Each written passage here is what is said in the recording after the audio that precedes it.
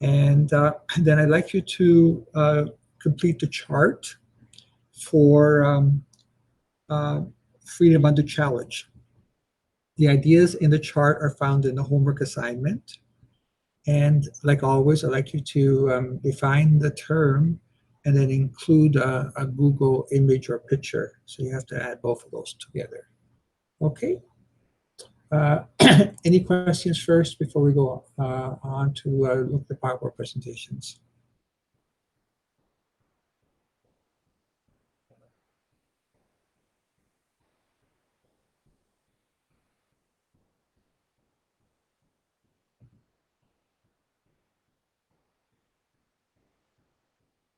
Okay, then let's start.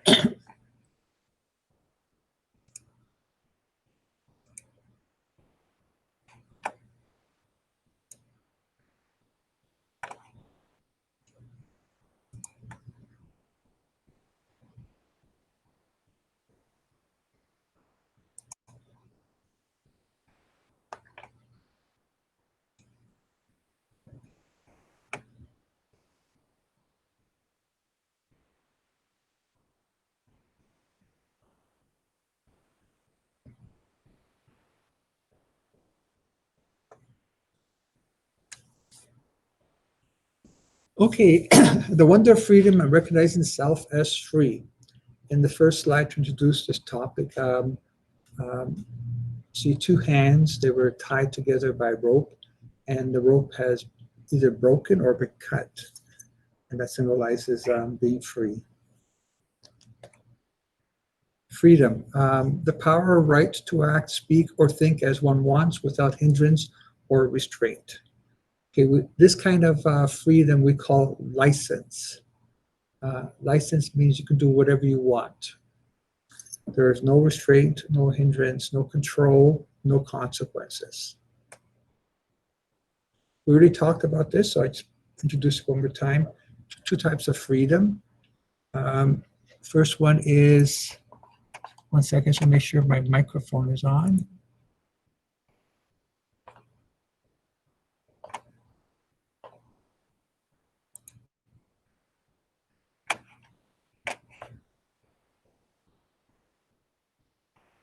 Yeah, it's on.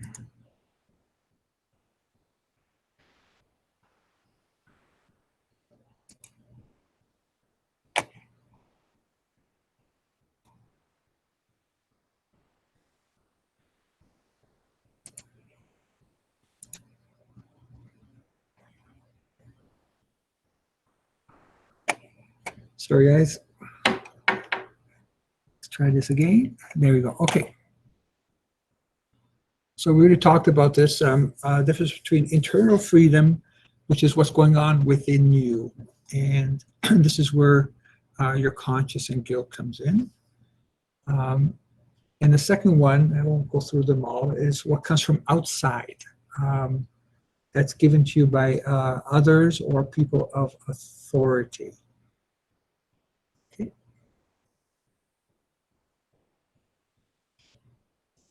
Now, in the cartoon, the boat is sinking, and the two people at um, bottom of the picture are trying to bail out the water from the sinking boat. And the two at the top of the boat on the right say, "Sure glad the hole isn't at our end." And so the whole purpose of this cartoon, excuse me, is to show that freedom cannot be separated from responsibility. With freedom comes responsibility. It is common for many people to seek freedom while trying to avoid responsibility. But we're in the boat together, we're in life together, and we are free, but our freedom should be used responsibly towards others.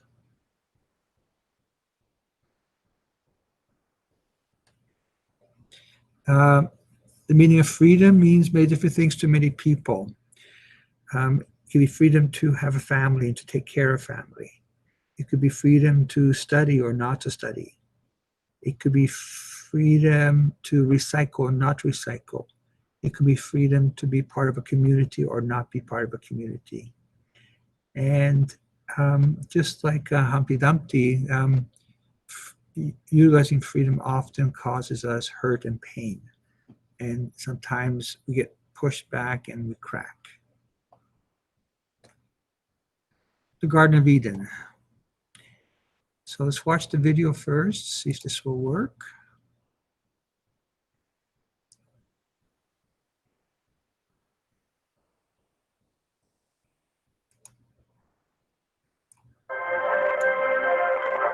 The Bible tells us that in the beginning, God created every living creature and all of nature.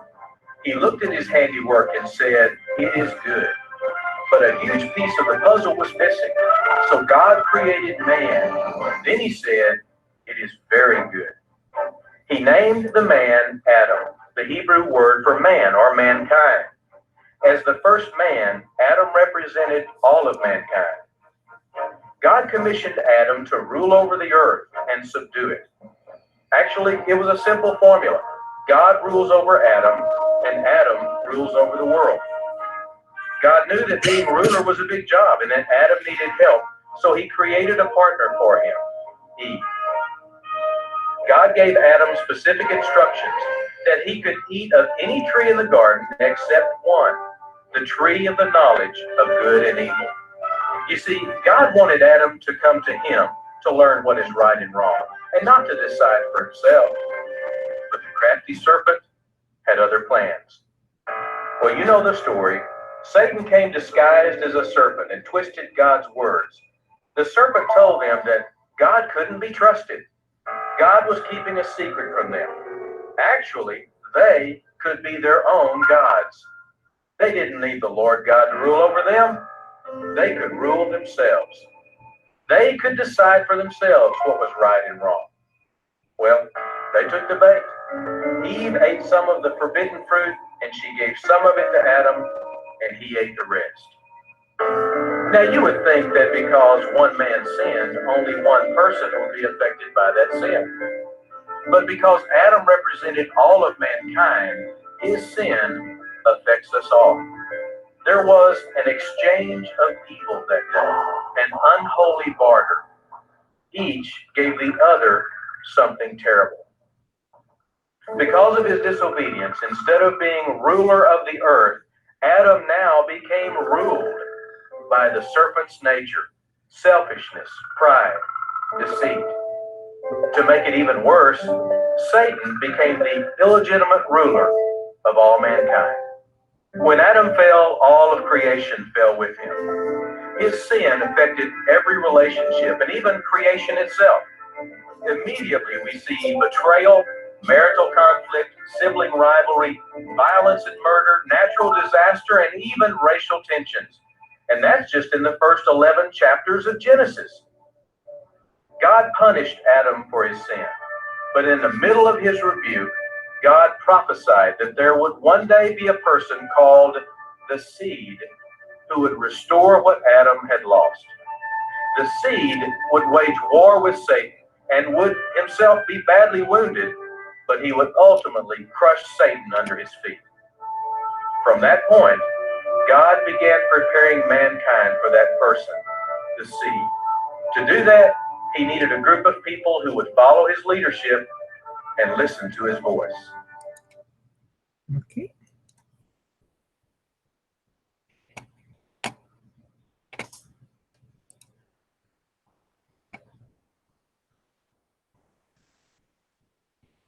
Okay, so that's just a little bit of information about the Garden of Eden and one person's interpretation. Over here I have the Garden in Eden, the tree of the knowledge of good and evil. The tree served as God's way of teaching Adam right versus wrong, but Satan made some false promises concerning this tree. And the biggest one is that they didn't have to follow God, that somehow the fruit, which we often interpret as an apple, was some type of, an analogy I use is kryptonite, that it was the secret to God's power. And if they were to eat from the fruit, they would replace God and take over God, and they can do it their own way. And this is how selfishness came into the world. God provided everything for humanity, but we chose to do it our own way. Okay. Just one, I can't go without saying this for those who think that because Adam was created first, that we're better as males than females. My professor at the seminary once told me a second version of this Garden of Eden story, and that is when God created man, that was the draft. He made some alterations, made some changes, edited, and then made Eve. And Eve was the final copy. And what you hand in, the draft or the final copy. So those of you who are female, I know you're not going to be like males who now think that because you're the final copy, they're better than males, simply who are simply a draft. The Bible also says that men and women are equal. Unfortunately, in human history, we tend to forget that, and we always, as males, try to subjugate women to be in an inferior position. Okay, next one. Sin. Sin, therefore, is our freedom. Our freedom has the capacity to turn away and even alienate us from God, from ourselves and others. This is what we call sin. So in the story of Garden Eden, we discover our capacity to say no to God and turn away from God. And this turning away from God, from others, and essentially ourselves, is what we call sin. And I've drawn this on the board. And the Pope describes this as solitary alienation and loneliness. Okay, Nelson Mandela. Nelson Mandela says, I have walked that long road to freedom. I have tried not to falter. I have made missteps along the way, but I have discovered the secret that after climbing a great hill, one only finds that there are many more hills to climb. I have taken a moment here to rest, to steal a view of the glorious vista that surrounds me, to look back on the distance I have come. But I can only rest for a moment, for with freedom comes responsibilities, and I dare not linger, for my long walk is not ended. So freedom for Nelson Mandela is not the end of the story. It's like climbing a mountain, getting to the top, and says, okay, I've made it. No, there are more mountains, more journey to travel, and it's just one hill on a great journey in life, and there could be lots and lots of mountains and hills and valleys to cross. So that's symbolized by the picture on the left. René Descartes, I think, therefore I am. Associated with this quotation, it's a famous one, we'll be talking more about it later on, is do not dream about things you cannot reach yourself. Your highest achievement is freedom. It cannot make you beautiful, rich, strong, or happy in the eyes of the world, but can set you free. And so the idea is for Descartes is because you think, that's the only thing you know for certain. That's the only thing that does not have doubt. If you reflect upon everything in life, everything is doubtful other than the fact you're thinking. So self is the source of all thinking. I am free to think, therefore I am free. The danger is that if I see myself as a thinking self, there's no room for God or others. There's only room for me. And so we become that solitary figure of the thinker sitting on a rock with his fist on his chin, simply thinking, understanding he exists, and he's the only one that's important. So as a result of Descartes and the beginning of the Enlightenment, we come to the idea that we assume that the I, when I say I or me, is infinite and that I can do without God. So the I becomes a subject, not a thing or an object, and it is a power or energy in us. The second cartoon here, if I think therefore I am, then who else is there? The other person here, then a lot of people aren't these days, because only the person who says I think, I am, is real and important, everybody else becomes objectified. Also associated with this cartoon is a lot of people who actually don't do thinking. They don't think before they act. Don't think about situations. They simply respond, use emotions, passions, and do what they want. Ricoeur says that the desire and effort to exist lies in our capacity to act. The Christian view of freedom is still by God along with the intellect. It's not an absolute thing. It must lead to more freedom, and real freedom does not limit one after doing such. And freedom is the power rooted in reason and will to act or not to act, and to do or not to do. So we can do bad or evil, which leads to being more free, or we can act in a good way, which leads to more freedom and imposes on people trust. Now, Ricoeur says that whenever we act, we make a promise or commitment in our action. We have a say in what is the future. Our actions allow us to manipulate, understand, and then change or alter the future. I'm free to become myself despite all the constraints around me. What's especially important for Ricoeur is that we're free to become who we are, to choose to be virtuous or to be vicious. And we have the capacity to take the initiative. And through growth and maturity, we discover truth and goodness, and we become the person that God created us to be. Now, the recognition of the self as free is often a blessing. God is not a dictator or a policeman. So here you have a puppeteer where these two creatures, creations of the puppeteer, are controlled by the strings. So God doesn't manipulate strings telling us what to do. Another analogy would be God did not create us as computer programs where he pushes the button and we play. On the other hand, what we have here is that we make our own decisions, and then our decisions make us. We can say yes, we can say no, we can say maybe.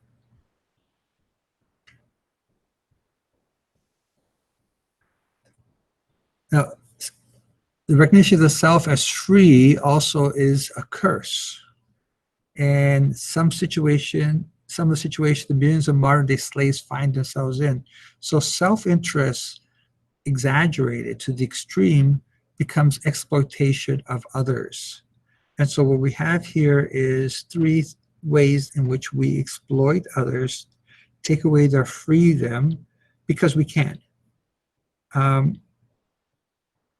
Domestic labor. We force people into working, especially bringing people from overseas. People are exploited. Often their passports are taken. Often they are faced with all kinds of abuse, including sexual and violent physical abuse. We have exploitation because of the sex industry, either to an individual or to be sold many times. So people are objects to be rented, bought, and sold, used, and then discarded. Take away a person's complete dignity. Bonded labor on a farm. One of my former students is a farm worker fighter. He goes and makes sure that people who are brought in from other parts of the world to pick our fruit are treated with dignity and respect. And he's been doing it for about 20 years, fighting for those who have no rights and have no freedoms and are underpaid and housed in poor conditions. It's no wonder that COVID broke out in those camps because of the conditions that the owners put them in. We have modern day slavery. People are sold to gangs involved in petty street crime, currently a trend in Europe.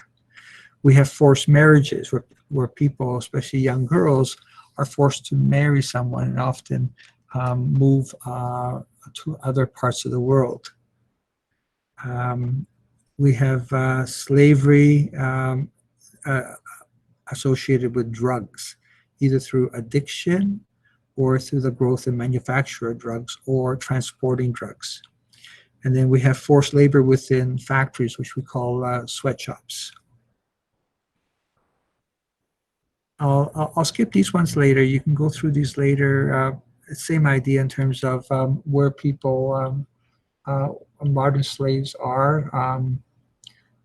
Just a few slides that I found. And if you look in the middle one, they're all over our industries. They're under the vision of people. We don't see them, but they're there. In the mine construction, in factories, in brothels, and hotels, and Airbnbs now become kind of brothels. Retail stores, people brought to work there, long hours for little pay. Agricultural farms again, entertainment, and domestic setup would be at homes. And then the last one have debt bondage, bonded labor, child labor, forced labor, decent base salary, early and forced marriages, and human organ trafficking. That's a big thing that's been going on for about 20 years now, where very wealthy people can buy organs for transplants. So they give them a very minimal amount of money, and you go to a third world country and you can purchase someone's organ in return for some money. And it's a big deal. It's filled with a lot of corruption. And then last one, human trafficking. What's human trafficking? It's a legal trade of human beings. And same sort of idea here. Victims of modern slavery. Females, children, and men. So all across the spectrum. And my last one, end modern slavery. Humans are not for sale. Okay.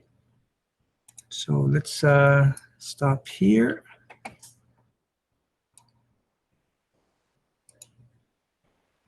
And find out what happened to my Google Meet.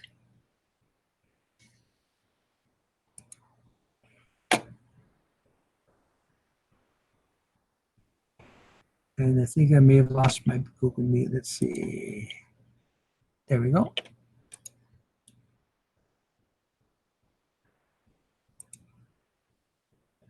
Okay, so we're back, I hope. Are there any questions on the first PowerPoint presentation that you'd like to talk about or ask any questions? I'll try and get my screen back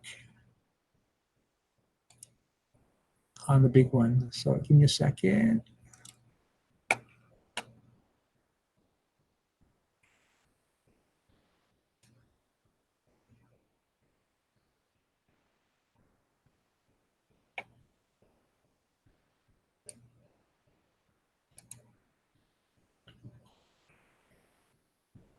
Okay, no questions?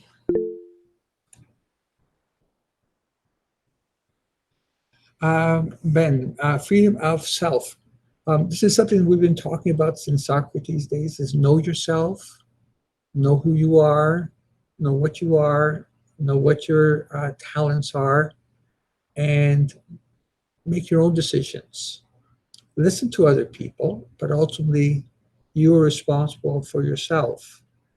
And at the end of the day, it's you that's important.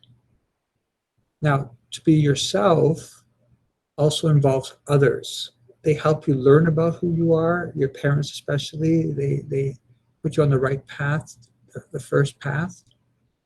Your friends, your classmates, teachers, principals, religious leaders, the community as a whole. We all contribute to you maturing and growing up. But the most important thing is that you have to understand that you are your own person. And you don't allow anybody else to make the decisions for you. And once you can do that, you are free. We like to say at St. Rob's that high school we're in the freedom business. We're hoping that you will discover that you are free and you will use your freedom, which is what you've learned, your knowledge, and your freedom to choose, your will and your free will to do good, because you are essentially a self that is good. So be the good person you are from the beginning of life. Does that help, Ben?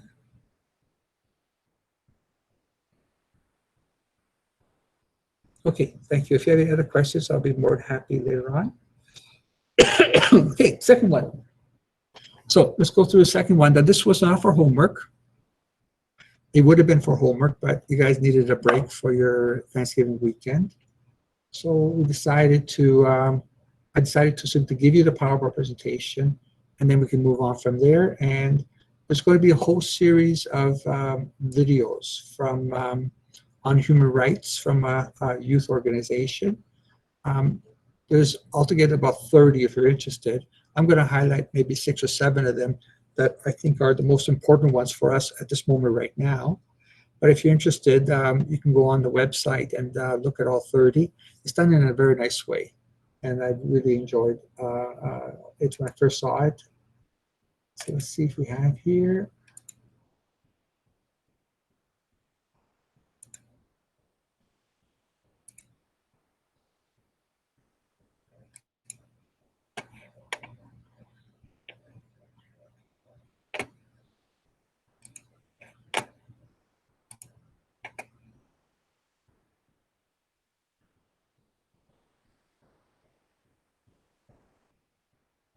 Okay, development of the human rights tradition.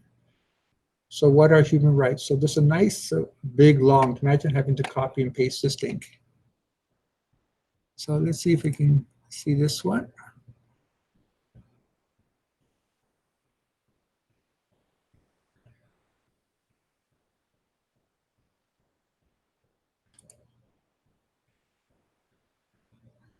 So Youth for Human Rights. Let's see what we got here. Human rights is, geez, that's a good question. Human rights. Well, that's definitely, wow. I don't even know how to give that a definition. I would probably have to do a little bit of homework or something. Any right that I think any, just as a normal, human, any. The rights that humans have. That's very large days. Su mindset. Tú le puedes preguntar a 20 personas y te van a dar 20 diferentes opiniones.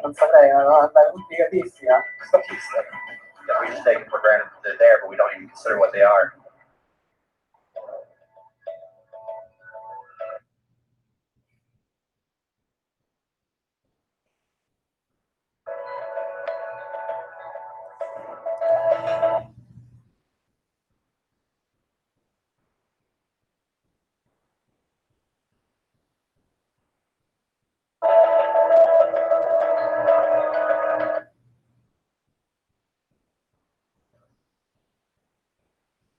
Human rights are the rights you have simply because you're human. It's how you instinctively expect and deserve to be treated as a person, like the right to live freely, to speak your mind, and to be treated as an equal.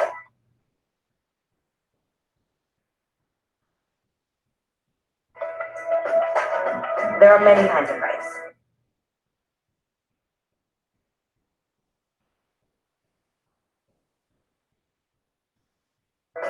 Most apply to a certain group. But human rights are the only ones that apply to absolutely everyone, everywhere.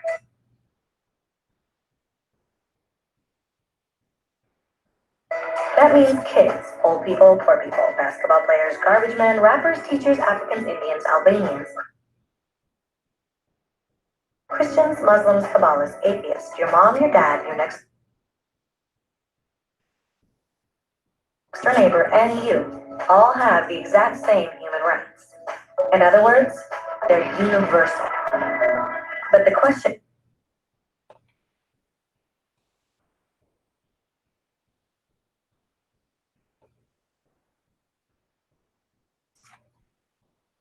remains. What are they? Name the human rights? What the human rights are? The right to live,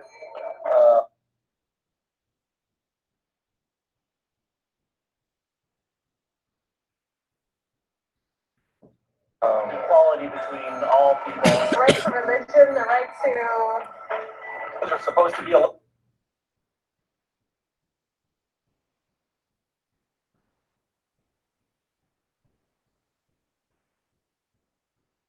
somewhere I should be aware of. According to the United Nations,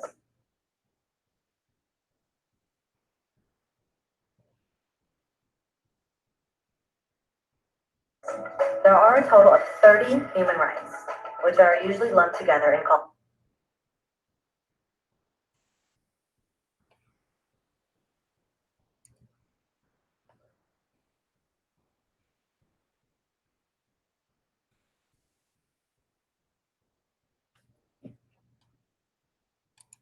simply human rights. They're all listed out in a universal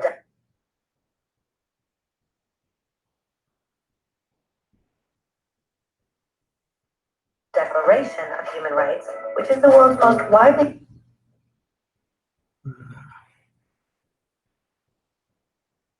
accepted document on the subject. But it was a long time in coming. At first, there were no human rights. If you were in with the right crowd, you were safe. If you weren't, you weren't. But then a guy named Cyrus the Great decided to change all that. After conquering Babylon, he did something completely revolutionary. He announced that all slaves were free to go. He also said people had the freedom to choose their religion, no matter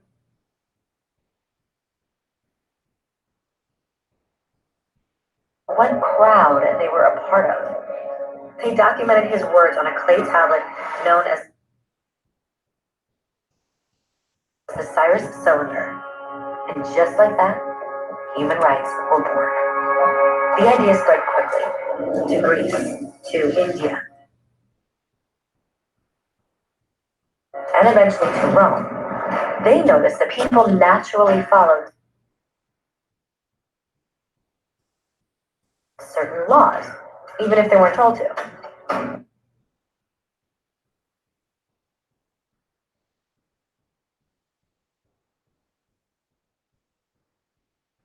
They called this natural law, but it kept getting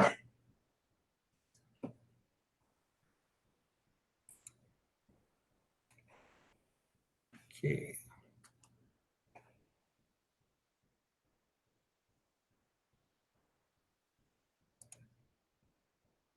Okay, sorry guys. Try one more time. If it doesn't work, we'll stop, okay? Human rights is, I'm gonna keep it that's a good small. question. Human rights. of human rights, which is the world's most widely accepted document on the subject. But it was a long time in coming. At first, there were no human rights. If you were in with the right crowd, you were safe. If you weren't, you weren't. But then a guy named Cyrus the Great decided to change all that. After conquering Babylon, he did something completely revolutionary. He announced that all slaves were free to go. He also said people had the freedom to choose their religion, no matter what crowd they were a part of. They documented his words on a clay tablet known as the Cyrus Cylinder. And just like that, human rights were born. The idea spread quickly to Greece, to India, and eventually to Rome. They noticed that people naturally followed certain laws, even if they weren't told to. They called this natural law, but it kept getting trampled on by those in power. Not until 1,000 years later in England did they finally get a king to agree that no one can overrule the rights to people, not even a king.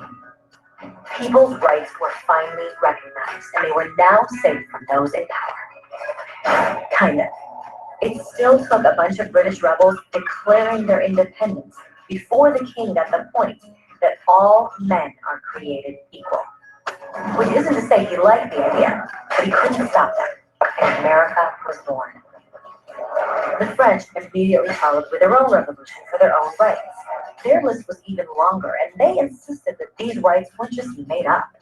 They were natural. The Roman concept of natural law had become natural rights. Unfortunately, not everyone was so thrilled.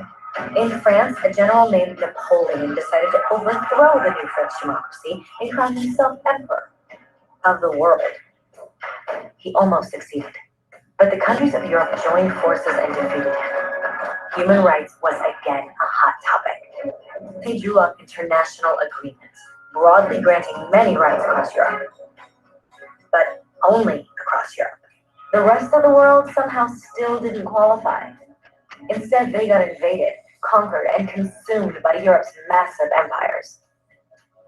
But then a young lawyer from India decided enough was enough. His name was Mahatma Gandhi, and in the face of violence, he insisted that all people of Earth had rights, not just in Europe. Eventually, even Europeans started to agree. But it wasn't going to be that easy. 2 world wars erupted. Hitler exterminated half the Jewish population of Earth in horrifying Nazi death camps.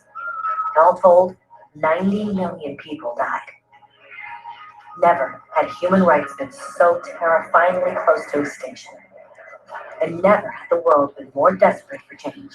So the countries of Earth banded together and formed the United Nations. Their basic purpose was to reaffirm faith in fundamental human rights, in the dignity and worth of the human person. But what were human rights? Were they the proclamations of Cyrus, the natural laws of Rome, the declarations of France? Everyone seemed to have a slightly different idea of what human rights should be. But under the supervision of Eleanor Roosevelt, they finally agreed on a set of rights that applied to absolutely everyone. The Universal Declaration of Human Rights. The French concept of natural rights had finally become human rights. So, in summary, at first, only a few lucky people had any rights, until one of those guys decided, hey, other people should have some rights too, which was great, except not everyone agreed. And it only took a few thousand years of fighting and declarations and more fighting until everyone finally agreed that human rights should apply to everyone. And they all lived happily ever after. Except for one little problem. If people have the right to food and shelter, why are 16,000 children dying of starvation every day? 1 every 5 seconds. If people have freedom of speech, why are thousands in prison for speaking their minds? If people have the right to education, why are over 1 billion adults unable to read? If slavery has truly been abolished, why are 27 million people still enslaved today? More than twice as many as in 1800. The fact is, when it was signed, the Universal Declaration of Human Rights did not have the force of law. It was optional. And despite many more documents, conventions, treaties, and laws, it's still little more than words on a page. So the question is, who will make those words a reality? I have a dream today. When Dr. King marched for racial equality, he was marching for rights that had been guaranteed by the United Nations for almost 2 decades. But still, he marched. When Nelson Mandela stood up for social justice in the 1990s, his country had already agreed to abolish such discrimination for almost 40 years. But still, he fought. Those who fight today against torture, poverty, and discrimination are not giants or superheroes. They're people. Kids, mothers, fathers, teachers, free-thinking individuals who refuse to be silent, who realize that human rights are not a history lesson. They're not words on a page. They're not speeches or commercials or PR campaigns.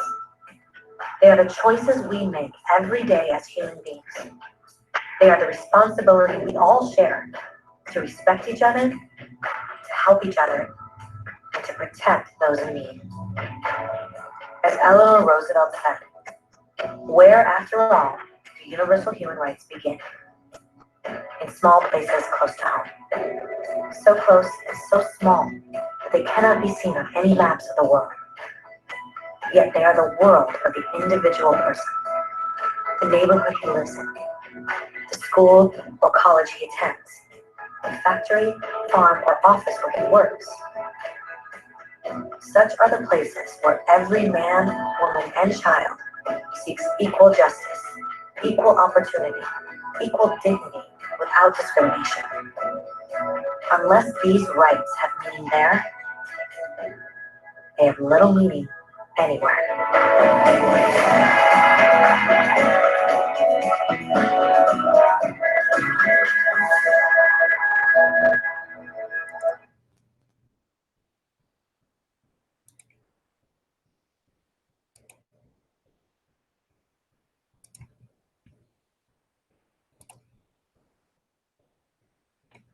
Okay, let's go back a second.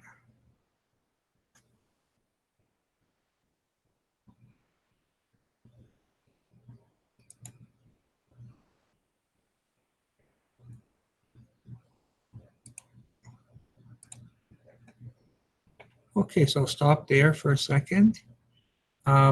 Just catch up on my attendance. We've had a few more people join us. Let's see.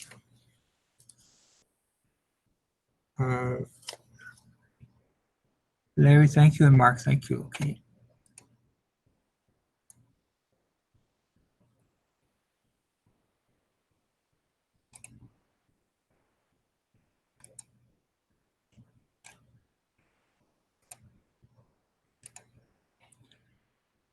Okay, let me get my screen going again.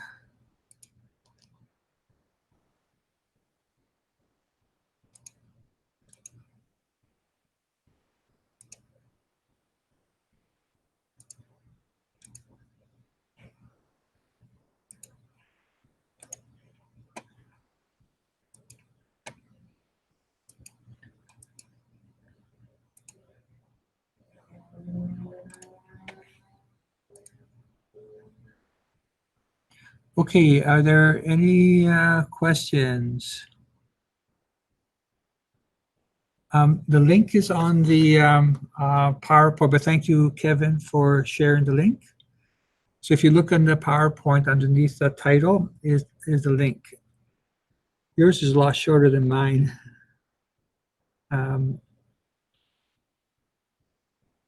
Any other questions? It's a powerful story of human rights in less than 10 minutes. Just amazing. When I first saw this, I fell in love with the whole series and everything they do.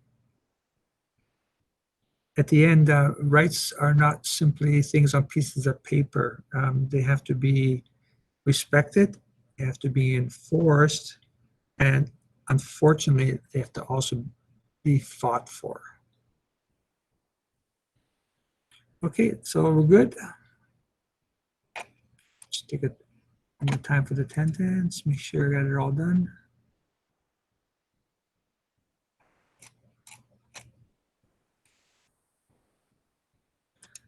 Okay, let's go back to the presentation, and there's a small 1-minute videos for different rights we're going to look at, okay?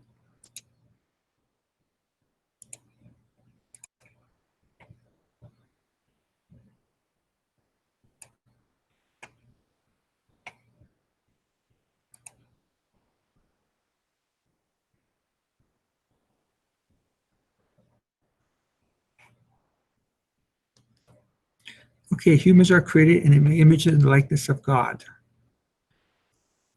Our dignity is not a right, it's a gift from God. So let's look at this presentation here. It's in the same group, it's just a minute long this time. I'm going to try and enlarge it.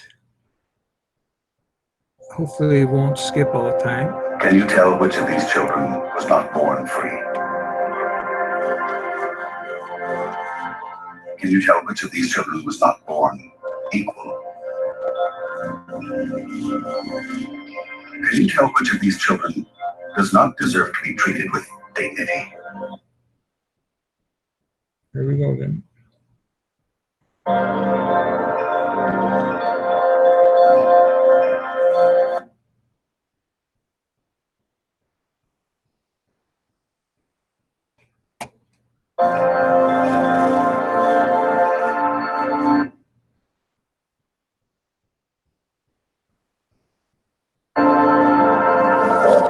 We can't hear.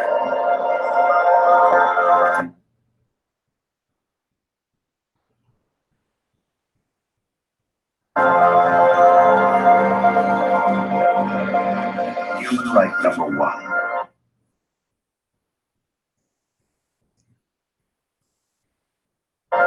We are all born.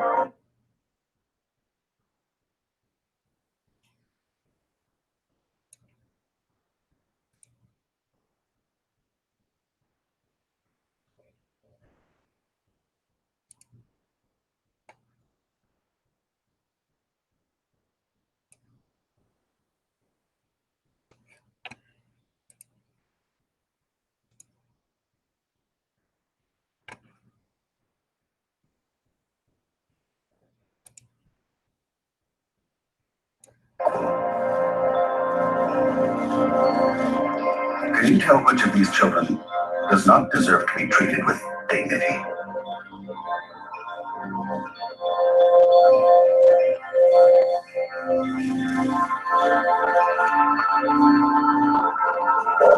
We can't hear.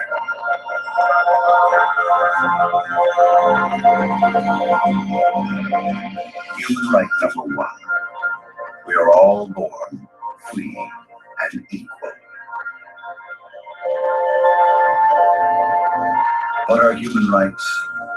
Find out at youthforhumanrights.org.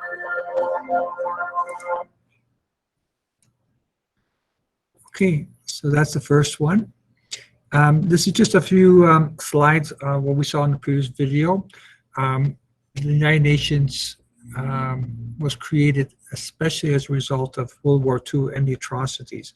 Not only were 6 million Jews killed by Hitler, but altogether 80 million people all over the world, including 20 million Russians or Soviets at the time were killed as well. And the atrocities were phenomenal. So here's some photographs about Hitler and his, at the bottom, discrimination against people who were Jewish, and then the slaughter, murder of 6 million Jews, especially in big camps like this, or in places like Auschwitz, where they cremated them and first gassed them and cremated them. So the Universal Declaration of Human Rights was written in 1948. Now, it was led by Eleanor Roosevelt, the wife of the President of the United States, and also a Canadian. People don't know much about him, but his name is Dr. Humphreys, and he was a professor of law, and I got a chance to meet him at Prince Edward Island about 30 years ago when I went to a human rights conference. And he was one of the writers of the charter, and he actually didn't write it, but he actually collected all the ideas from everybody else and put it together. So it's sort of like the editor. And all kinds of people, philosophers like, sorry, I forgot his name now. He was at the University of Toronto, Jacques Maritain, and others all got together in San Francisco, and they sat down and they wrote the Charter Rights, from natural law, from the United States Constitution to the French Revolution, down to Cyrus the Great, everything you saw in the previous video. What are human rights? Are rights and freedoms to which we're all entitled to. Human rights are rights inherent to all human beings, whatever nationality, place of residence, sex, national or ethnic origin, color, religion, language, or any other status. We are all equally entitled to our human rights without discrimination. Next right we're going to look at is the right to life. And this is along along with the fact that we're all equal and free, this is the most important, because if we're not alive, we can't enjoy any other rights that our charters and our constitutions tell us. The right to life is the essential right that a human being has a right not to be killed by any other human being. The concept of a right to life is central to debates on the issues of abortion, capital punishment, euthanasia, self-defense, and war. So let's see what we have here. This is human rights number 3.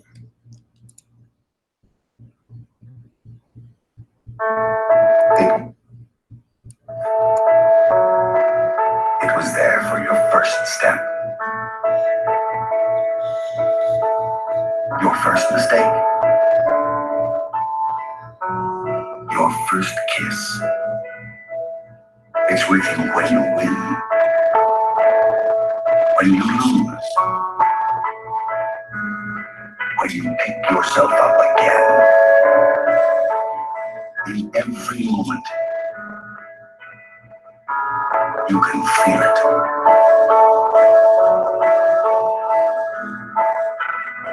Life. Human right number 3, the right to life. What are human rights? Okay. So we'll go on to the next one. These are all 1-minute vignettes. Next one is freedom from torture. Torture has been used as a method of political re-education, interrogation, punishment, and coercion throughout all of history. So, see what we have here.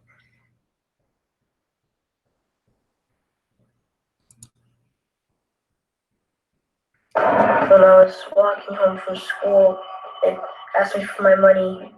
So I said no. And all my friends ran home because they were scared he might punch them too. I was screaming, but he just wouldn't stop. He always said he would hit me. I just didn't think he actually would. I don't know what I did, but they just kept on kicking me. They tied me up and dragged me outside. They stripped me of my dignity. She said she was going to teach me a lesson. He said he wasn't listening. I didn't think he'd get so mad.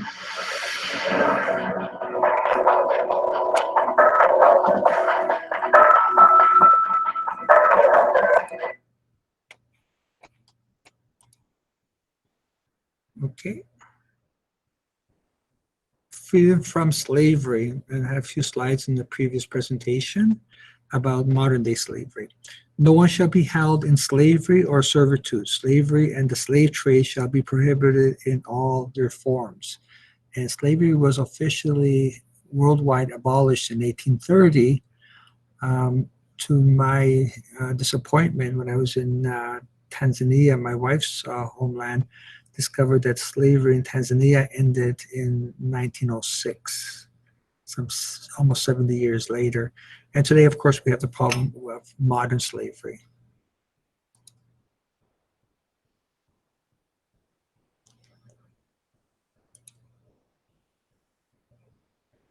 Okay, kids, here we are at the slavery exhibit. Now, as you can see, the slaves were kidnapped from their homes, chained together for weeks. They would cram them onto these ships in very appalling conditions.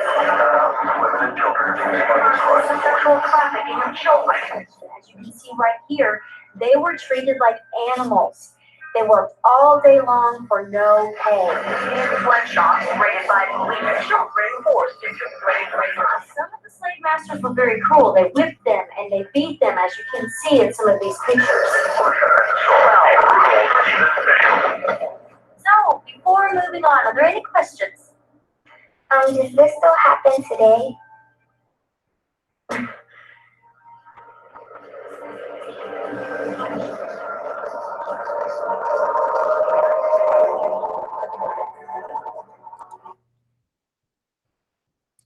And of course, the answer is yes. The next one is a right to a fair trial. This is what's called legal rights in our Charter of Rights. Everyone is entitled in full equality to a fair and public hearing by an independent and impartial tribunal in the determination of his, and I'll make it more inclusive, his or her rights and obligations and of any criminal charge against them. A police officer has to tell you before they take away your freedom to move around what you're being charged with. And then they have to give you a right to talk to a lawyer and to be defended. And then you have a right to appear before a judge, make sure you weren't being abused in jail and beat up, etc. Those are all legal rights. So let's see what we have here.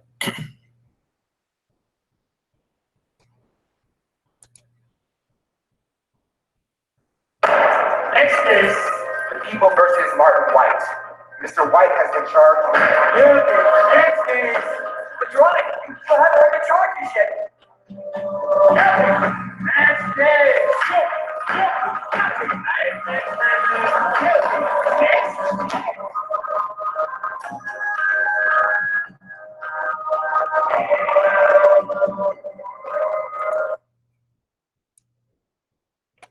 Okay. Freedom of speech is the freedom to speak freely without censorship. The term freedom of expression is sometimes used synonymously, but includes any act of seeking, receiving, and imparting information or ideas, regardless of the medium used.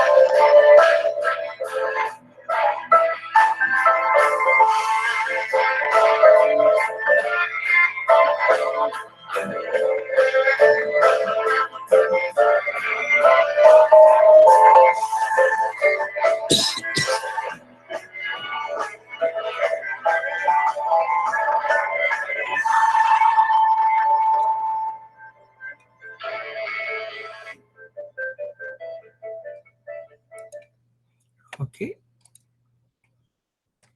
And now we go to freedom of thought, conscience, and religion. Everyone has a right to freedom of thought, conscience, and religion. This right includes freedom to change his or her religion or belief, and freedom either alone or in community with others, and in public or private, to manifest his or her religion or belief in teaching, practice, worship, and observance.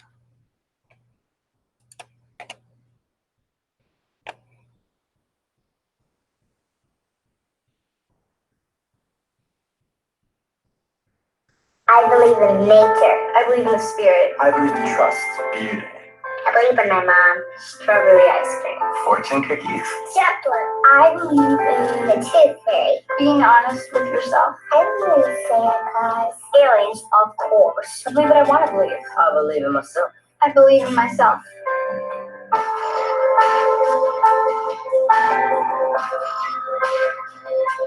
I believe in peace.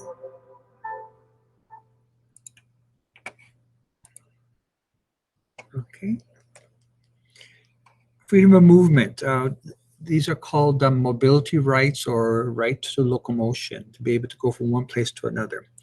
Freedom of movement asserts that a citizen of a state in which that citizen is present has the liberty to travel, reside in, and or work in any part of the state where one pleases within the limits of respect for the liberty and rights of others, and to leave that state and return at any time.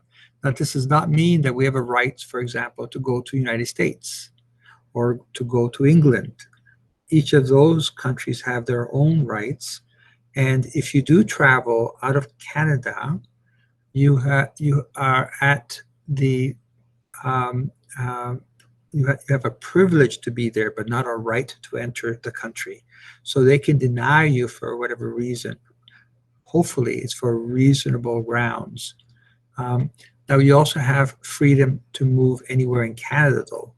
Although with the COVID crisis, there are some provinces that are putting up barricades and not allowing anybody to go out. To trying to keep it either as a provincial bubble or a group of provinces together. This has happened in Quebec, where they had police at the borders.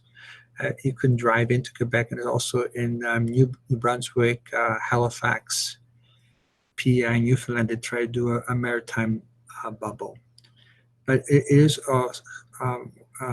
within their jurisdiction sometimes to limit our freedom of movement depending on the condition, especially if it's dangerous.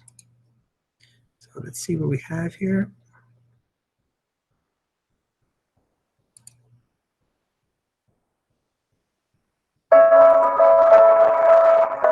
Where would I go if the world had no limits? If I could defy all boundaries?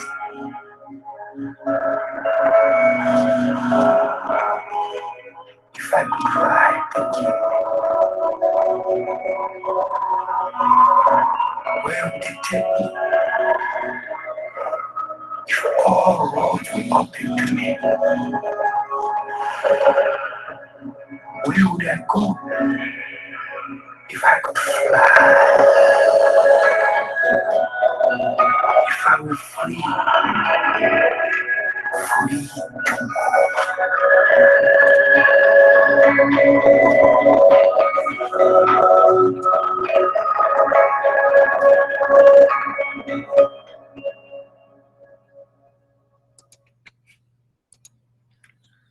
Okay. This is one right that we really do take for granted, that we're free to move anywhere we want to in the country. Inalienable rights. Inalienable means that, some other words, they're inherent within us, they're fundamental, they're imprescriptible, so you can't really write it down or take it out of us in written form. They're indivisible, they're universal for everyone, and most of those rights are interdependent, but the inalienable rights that we have were given by virtue of the fact that we're alive. In a religious sense, we say that we're given to us by God, by virtue of the fact that we are alive, that we're human beings. And no one can take them away, and we don't have to beg anyone for these rights, inalienable rights. Let's see what we have here.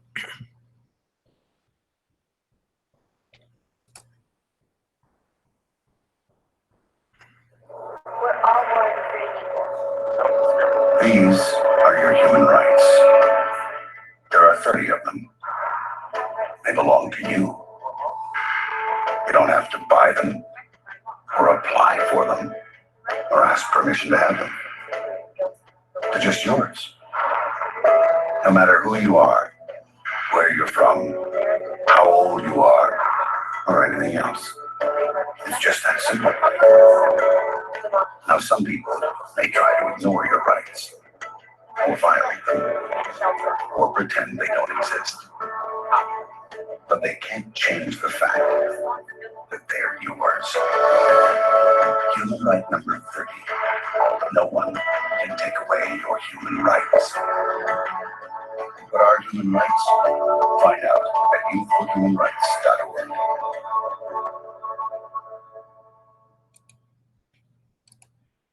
Okay.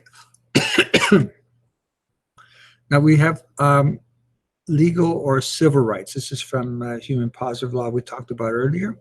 Rights that are guaranteed to citizens of a country by law to enjoy certain freedoms without any fear or favor. So we have trust, equality, freedom, hope, peace, justice, rule of law, dignity, prosperity. Those are all the things that we hope that our charters and our laws allow us to enjoy in life.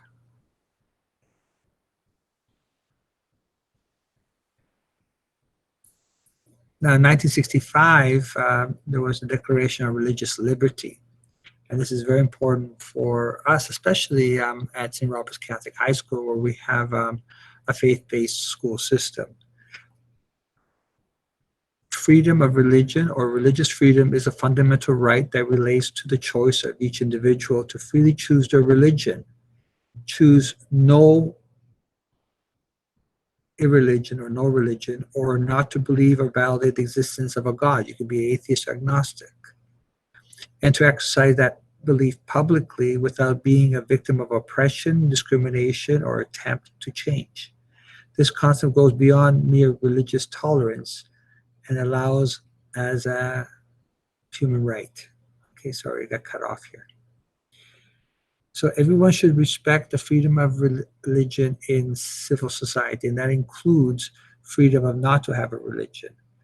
And we have a right to exercise this freedom of religion, especially in moral and religious matters.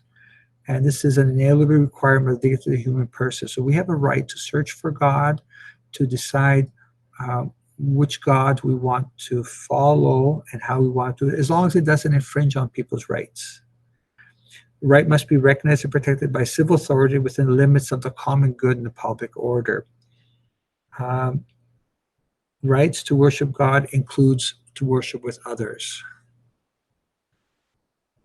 So this is your journal I'd like you to work on.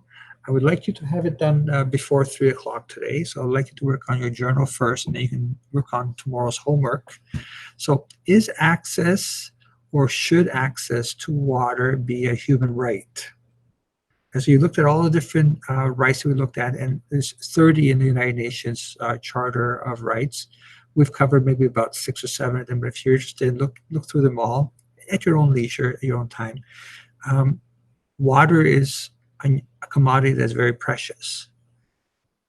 There's only a certain amount of fresh water, and we're blessed in Canada with abundance of lakes, freshwater lakes, including the Great Lakes, where we don't worry about a source of water. But over the past, we started to commodify water. We started to bottle water in plastic cans, bottles. If someone in my high school said, "Would you like to buy a bottle of water?" we look at them thinking that they were crazy. All you have to go is to the tap and you can drink the water. But now we have commodified water. And if this commodification of water gets stronger, bigger, more all-encompassing, it comes a point where water, which is the essential ingredient of life on Earth, will become another commodity like oil or salt that we're going to have to pay for. And should water be commodified? Should water be a right for everyone to have fresh water? And people look at us as Canadians and the abundance of water we have, and there'll come a day soon where water will become the next oil. And those who have fresh water will get very, very rich, and those who control water will get very rich, and those who do not have control of the water are going to have to pay for the water. Okay? So that's something I'd like you to work on. I have one more slide and one more presentation from Youth for Human Rights International.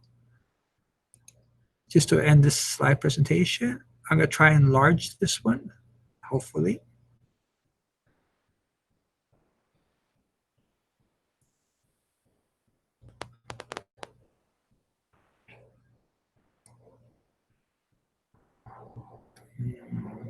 Here we go.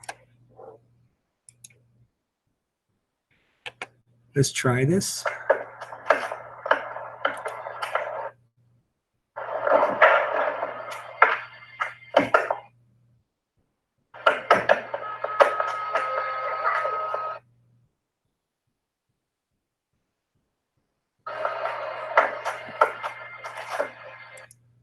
Let's try this again.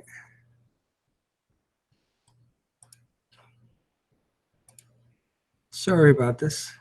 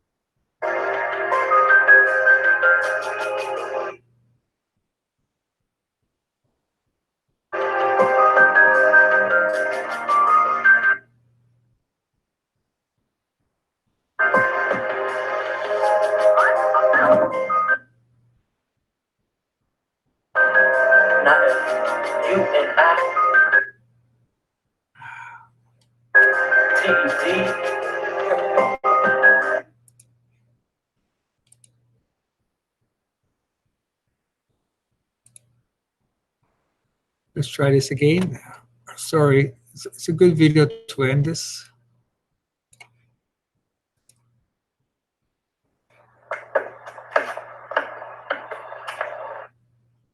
No.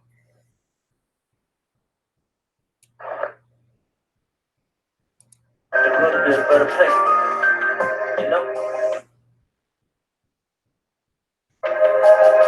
And some pulls from my pen, pain pulls from my heart. Knowing there's kids somewhere that actually starve. Take the time out, close your eyes, just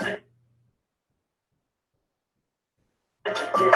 No color, no hate, no assist or differences. TV is filling me.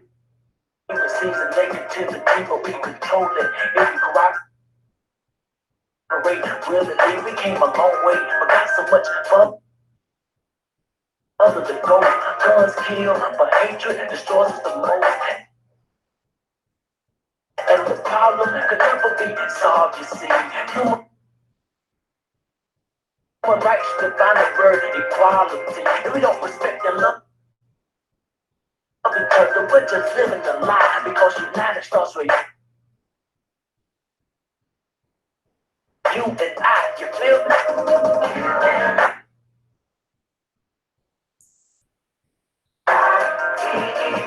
A better place. This world would be wrong in this day. And to see is all a part of this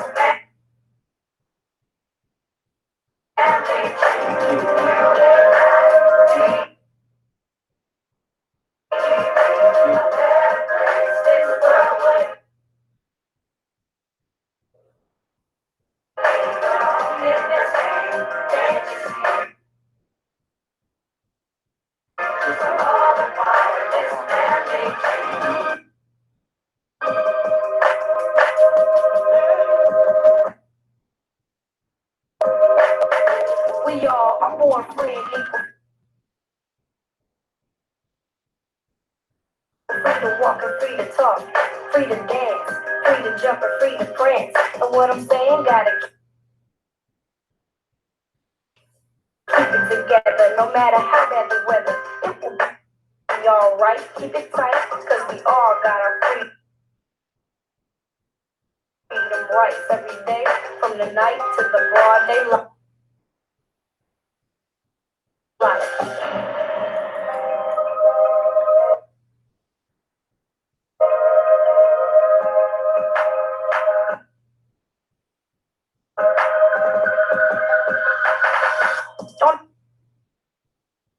Don't discriminate, but to appreciate, so you don't have to imitate. Don't be the one to hate. It's never too late. You got the right to life. Innocent, so prove the guilty. You can say what you like. Gotta get the education. Don't throw it away. Know your human rights.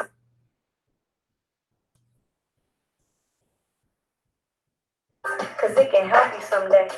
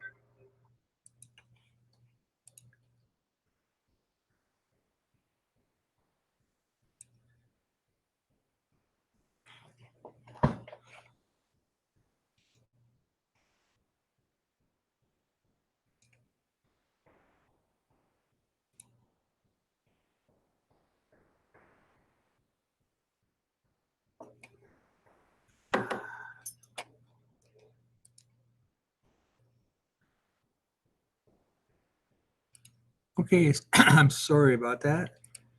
Am I back on now?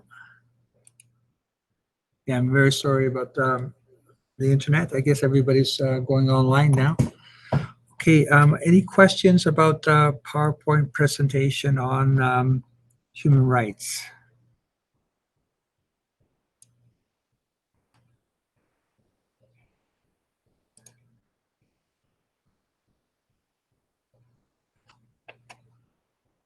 Okay. Any questions?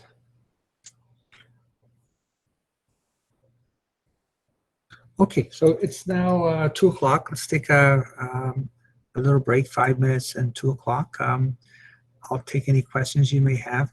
Please work on your journals. I like the journals to be in before you leave class today.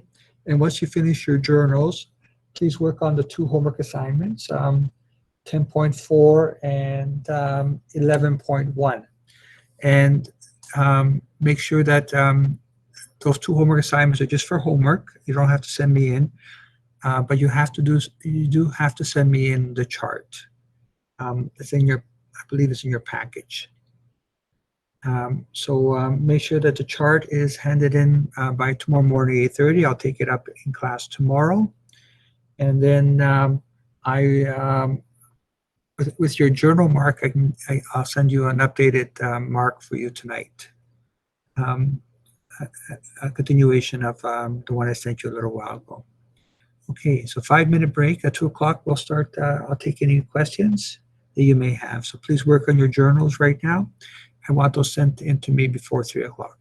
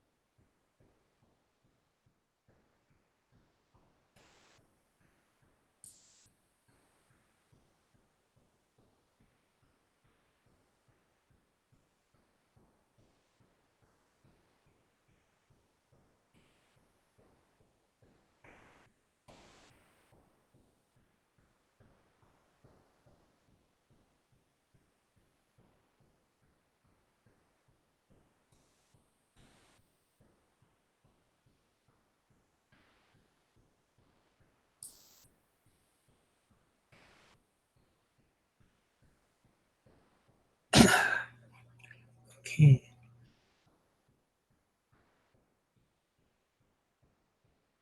For Louisa, it's about water.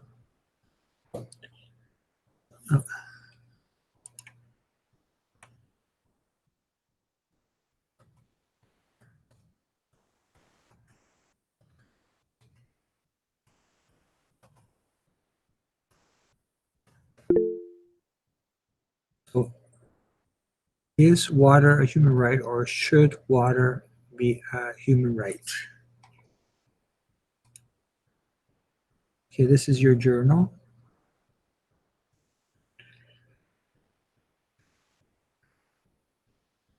So should water be a human right, or should it be something that we can buy or sell, a commodity, and whoever has it controls it? Remember that water is precious for us. We need water to drink, to live, to survive. And if you control water, then you control life and everybody's life. Okay, Luis, does that help?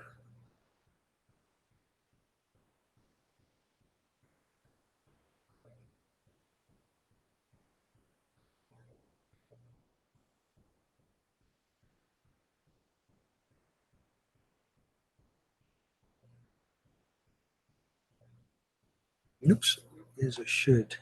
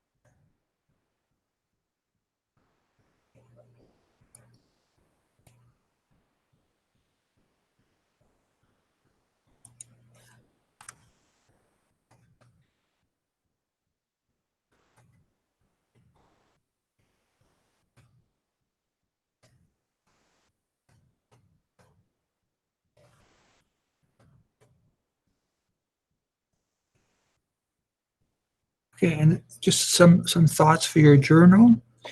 Is water a human right? Should water be a human right? Or should water be a commodity?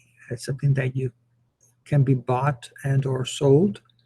And if it's a commodity, who should control it? Why and how? Some things to think about as you write your journal.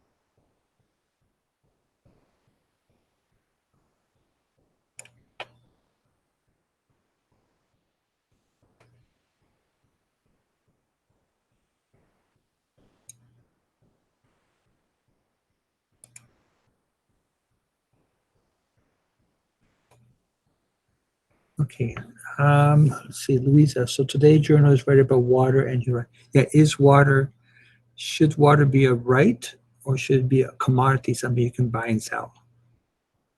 And if you think it's a commodity, then who should control it? you think is a right because we need water to drink and to cook and to help plant crops. How can we ensure it as a right? Okay, Louisa.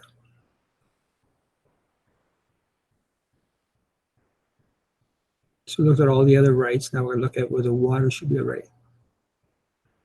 Water is the most essential ingredient we need to live and to survive, to grow, and to flourish.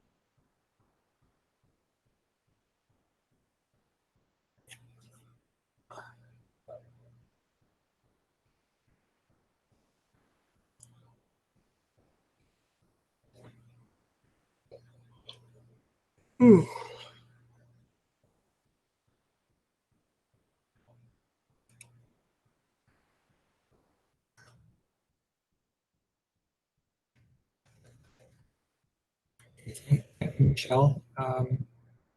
You also have to do the Freedom Under Challenge chart, but that can wait until tomorrow morning by 8:30, please, before class. Actually, no, I prefer 8:30 so I could mark it before class. But if you can't get it done by 8:30, then get it done by 12:30. I forgot that we start class in the afternoon.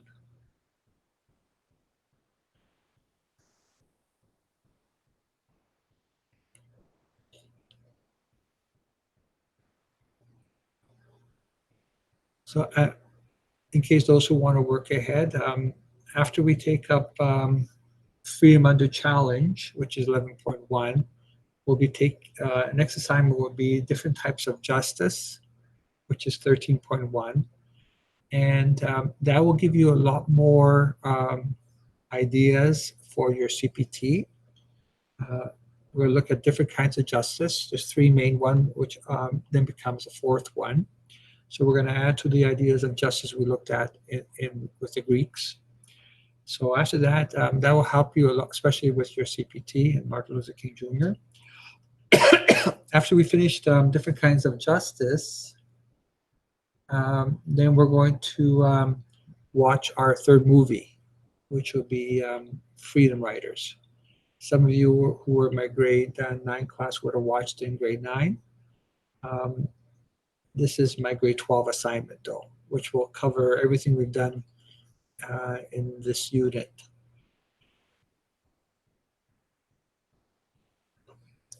Thank you, Michelle, and thank you, you're welcome, Louisa.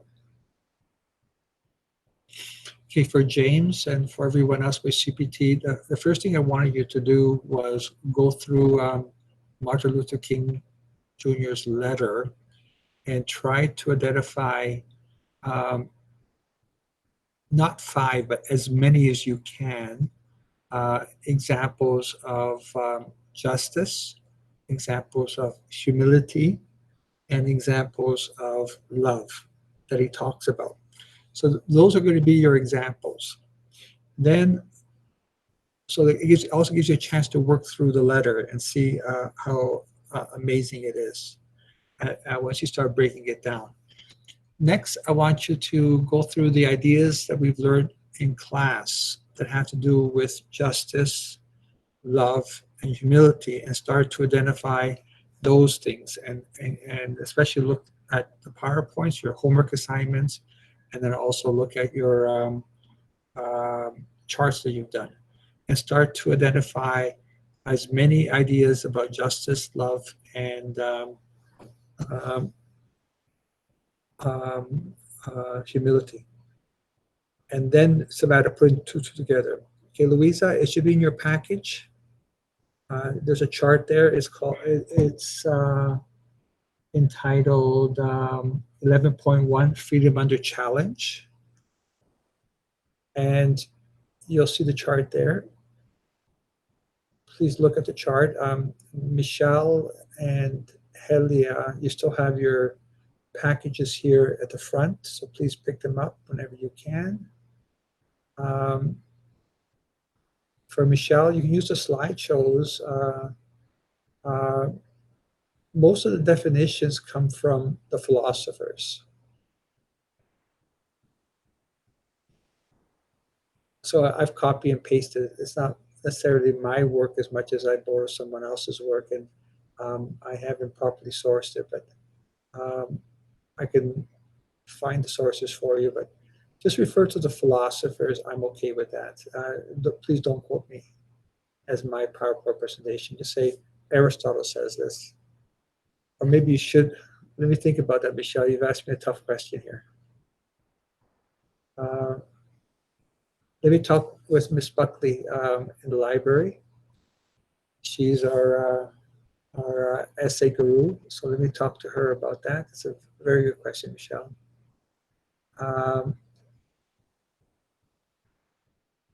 It's right there, Michelle. Sorry about that. As you enter the school, there are 3 tables, and it has books, and it's the folder is a brown folder, and it has a textbook underneath, and there's an elastic around it. I passed by today, and I saw yours and Halia's as well. So it's there. Let me know when you're going to come again. I'll make sure that I'm there. But it is there. It's been there, and there's must be about 100 books there. About 100 packages have not been picked up by other students as well. It's still there, Michelle. They didn't take it away. It's still there. There's it's the brown folder. There's a booklet, and then there's a white piece of paper sticking out at the front or at the top of the booklet, and it has your name on it.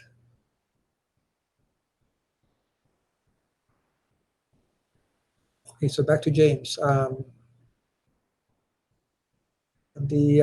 So if you identify, let's say, 9 or 10 examples of justice, and the reason why I suggest you use more than 5 examples, because you might find better examples. But if you identify them, you can work with them. Then you only have to choose 5 of them to demonstrate your ideas of those terms. And then if you identify, 5 or 10 examples of justice and love and humility, then it's a matter of putting the 2 together.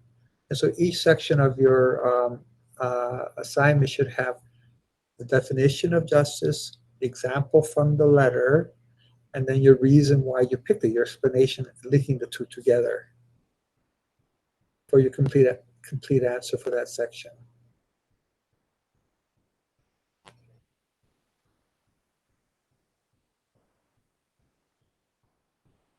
It's due in about, today is what, the 13th?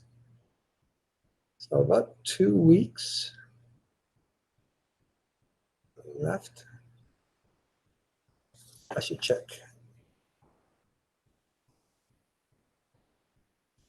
It's due November 2nd. Our course ends on November 11th. We keep working assignments right to the end.